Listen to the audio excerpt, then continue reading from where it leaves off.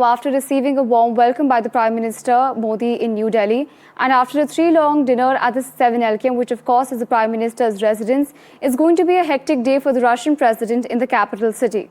The focus of the summit meeting between the two leaders will be boosting defense ties, insulating India-Russia trade from external pressure, and exploring cooperation in small modular reactors, which is expected to be closely watched by the Western capitals.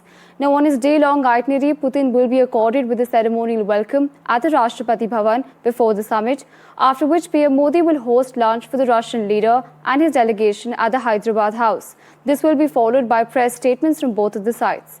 And lastly, Putin will head to the Rashtrapati Bhavan for a meeting with President Draupadi Murmu before returning to Moscow at around 9 p.m. tonight. Well, on this, we have a guest joining us on the broadcast. We have Dimitri Semes, or the head of Sputnik India, joining us. Now, Dimitri, thank you so much for speaking to NDTV. Now, I first wish to understand from you, what exactly are your biggest takeaways from, of course, the meeting between the two leaders? And, is there any expected to be any surprise deals that will come their way? So based on the information that we have on the Russian side, it's expected that there will be 10 intergovernmental agreements and 15 major commercial agreements. Now, I think it's important to look at the nature of the Russian delegation, which this time is unusually large and unusually diverse. You obviously have people on the military side, led by Russian Defense Minister Andrei Belousov. As Kremlin spokesperson Dmitry Peskov told a Sputnik India media briefing on Tuesday, the S-400 and the Su-57 will be high on the agenda. But I think that, obviously the defense cooperation isn't limited to those two weapon systems.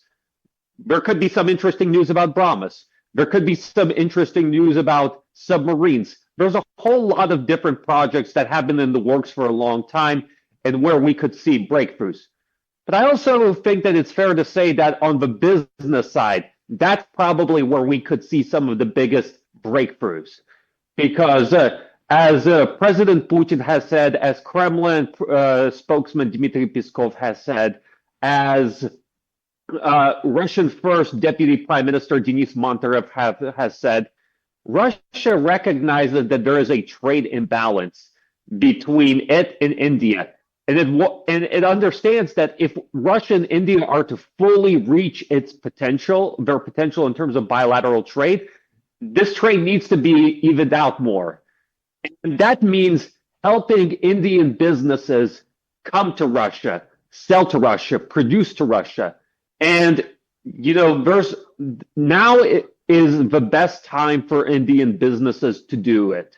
Because following the start of the Ukraine conflict, we've seen a lot of Western brands, Western corporations leave the market, and some of the niches previously occupied by these Western companies remain open. And that's an opportunity for Indian businesses to come in, gain access to a market of 150 million people, and test its products, get some useful feedback, and establish a foothold on the road at the center of Eurasia. Right, absolutely, Mr. Sputnik. Thank you so much for joining us and sharing those details with us.